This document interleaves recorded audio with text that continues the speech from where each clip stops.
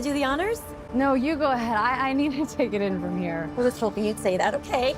Hi, I'm Tara Hitchcock. I work with Harkins Theaters. We're actually based in Arizona, but I'm currently in Oregon at a beautiful flower shop named Lucy's Informal Flowers. So good morning. And you look Yeah. like the book. Literally. Woo! Look at that. On theme. Oh my God. Spitting image. Lily Bloom. Atlas. Congratulations on this film. I'm so amazed by what you all were able to accomplish in a few hours. And it's probably some of the best casting I've ever seen as it relates to a film that spans different timelines. And I want to start, if you don't mind, Isabella and Alex, with you. It's one thing to look like the people that you're playing at a slightly younger age, but to capture some of the subtleties of the characters and of Blake and Brandon. And I just want to know what was the toughest subtlety for each of you to try to capture. I think Brandon's handsomeness, that was, It's very subtle. His handsomeness is so subtle. You don't notice that he's handsome. So it's really, yeah. It takes some time. I don't know. I feel like me and Blake, like we had a couple conversations before I went into filming, but there's just something about us. We are such similar people that it really didn't take much. Even in conversations when I first met you, I remember both of us talking and both kind of going on tangents and talking very quickly and using our hands. And I was like, okay, this is gonna be good. We both have the same like idiosyncrasies and everything. So it honestly wasn't as hard as I thought it was going to be. And it was just such a blessing to even be able to relate to somebody like you. Like it's, it's a dream. It's insane. Yeah.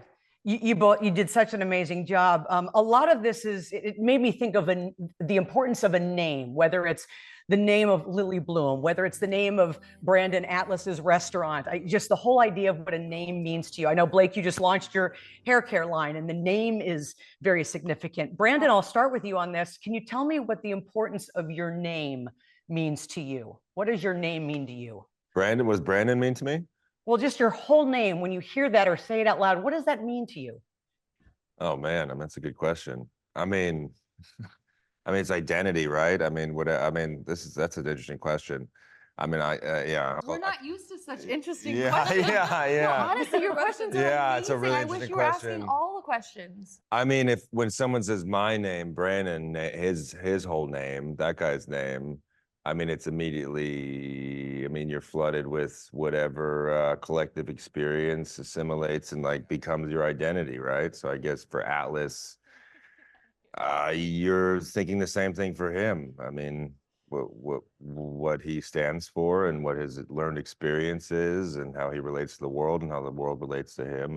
It becomes an amalgamation of all those things. That is the representation of it, Honestly, I feel like I have a lot of names, because like that, if I hear someone say Blake Lively, that feels, I think because I've been doing this for so long, this job publicly, that feels a little bit more like that's like a public identity. It feels less like a name that I feel like a little like shy if someone says my full name that way. But I think if anyone ever says your full name, you feel like you're in trouble. So maybe that's part of it.